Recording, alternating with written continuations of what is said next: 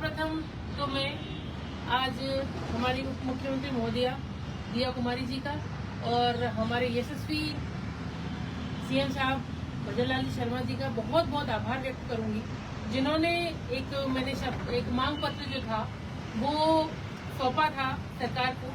16 मांगों की डिमांड रखी थी सरकार के सामने और इनमें से पहली जो 5 डिमांड थी हमारी वो पूरी हुई है। इसके लिए मैं बहुत बहुत आभार और बहुत बहुत धन्यवाद क्षेत्र की जनता की ओर से सरकार का करूंगी, आदरणीय मुख्यमंत्री महोदय और दिया कुमारी जी का करूंगी। आपको बताना चाहूंगी कि हमारी इन मांगों में प्रमुख रूप से था कि एडीजे कोर्ट मुखवास में खुले, रुदावल में बाईपास के लिए जगह से बजट सेंक्शन हो तो 60 करोड़ की लागत से बजट सेंक्शन किया गया है रुदावल बाईपास के लिए। साथ ही बयाना में कृषि महाविद्यालय खुले, क्योंकि हमारा जो क्षेत्र है वो कृषि से संबंधित है, तो यहाँ पर बयाना में कृषि महाविद्यालय के लिए आज बजट में प्रावधान किया गया है। और रिछोली में 133 kV का GSS, इसकी भी मेरी मांग थी, वो भी सेंक्शन यहाँ पर हुई है। ब्रह्माद ROB जो है उसके निर्माण के लिए, उसकी DPR के निर्माण के लिए भी प्रावधान किया गया है।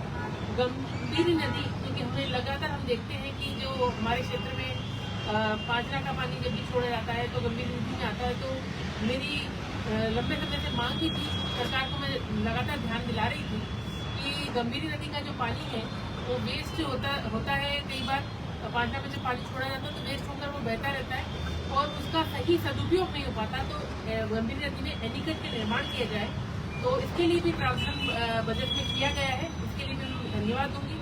और हमारे इस क्षेत्र में अन्नदाता को ये कहूँ कि सुखी करने के लिए और सिंचाई तंत्र को सुदृढ़ करने के लिए जो है 7 करोड़ का प्रावधान नहरों की सुदृढ़ीकरण के लिए, सिंचाई व्यवस्था को सुदृढ़ीकरण करने के लिए किया गया है। उसके लिए भी मैं बहुत बहुत धन्यवाद दूंगी। और लगातार जो मांगे की जा रही है उनमें मैं आपको बताना चाहूंगी कि हमारे यहाँ क्षेत्र की जो समस्याएं थी उनका ध्यान इस बजट में मुख्यमंत्री महोदय और उप मुख्यमंत्री महोदया ने रखा है। इसके लिए धन्यवाद तो है, लेकिन अभी भी मैं ये कहूँ कि मेरे क्षेत्र की जो सड़कों की स्थिति है वो बहुत ही दुखदायी है जनता के लिए और लगातार जनता की मांग आ रही है। और मैंने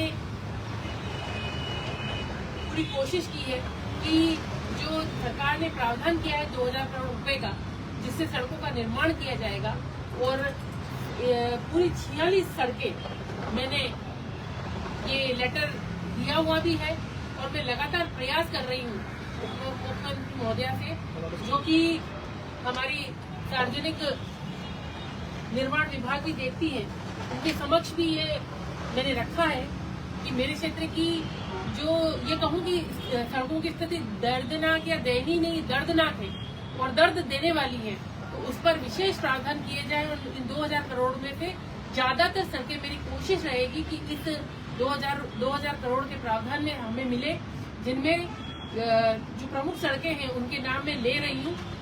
यद्यपि सूची बहुत लंबी है, जैसे कि गाटोली से मिल्समा होते हुए मेरठा इब्राहिमपुर यूपी बॉर्डर तक की सड़क, जो एक बौद्ध स्तंभ के रूप में हमारे क्षेत्र की मानी जाती है। संपर्क सड़क सिंघनिया है,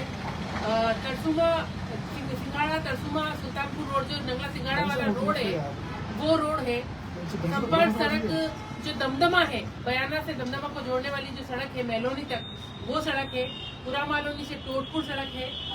संपर्क सड़क नंगला खटका है और उज्जैन बनबड़ा सड़क माड़ापुरा कंजौली है। महलपुर काछी से जोतरोली सड़क है। रुदावल रोड से नागपुरा सड़क है। संपर्क सड़क चुराई डांग है, चेकोरा है। और ये बहुत लंबी लिस्ट है, पूरे 46 रोडों की लिस्ट है। और विशेष रूप से मैं ये कहूंगी कि जो गाटोली बिल्समा रोड जो है वो बहुत इम्पोर्टेंट है, हमारे क्षेत्र का स्तंभ है।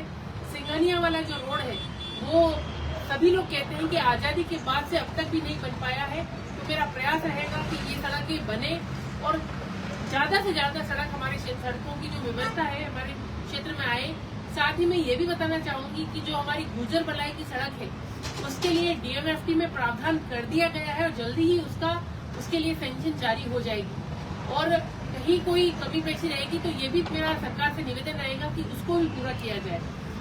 साथ ही मैं ये भी कहना चाहूंगी कि बिजली तंत्र को सुदृढ़ करने का जो व्यवस्था है, पिछली बार भी हमको मेरठा में और बिनौवा में 2 GSS मिले, अब की बार हमें रिछोली में मिला, और 220 जो सबसे इम्पोर्टेंट चीज थी हमारे क्षेत्र के लिए, हमारे विधानसभा क्षेत्र के लिए, वो भी हमें पिछली बार 220 kV का GSS भी हमें निभेरा में अभी उसका काम चल रहा है, और लगातार बिजली तंत्र को सुदृढ़ीकरण का काम करने का प्रयास चल रहा है।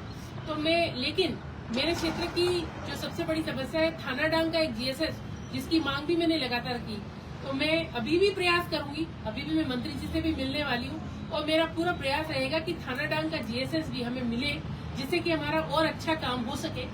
और पूरे प्रयास मेरे इस बजट सेशन में यही रहेंगे कि हम जल्दी से जल्दी ज्यादा अच्छा बेहतर काम कर पाए और ज्यादा से ज्यादा बजट घोषणाओं का जो लाभ है हमारे क्षेत्र में लिया जा सके।